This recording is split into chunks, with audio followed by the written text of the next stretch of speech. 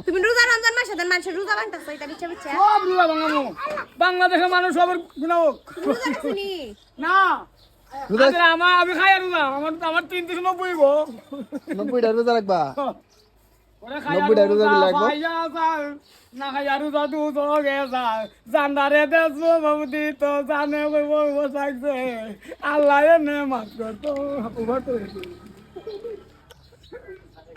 মাথায় কাজ করে না রমজান মাসে কি বলে নাউজুবিল্লাহ নাউজুবিল্লাহ আলহামদুলিল্লাহ রাতিন গো ওই সময় ওনা আজকাল দিয়া খাইবা গো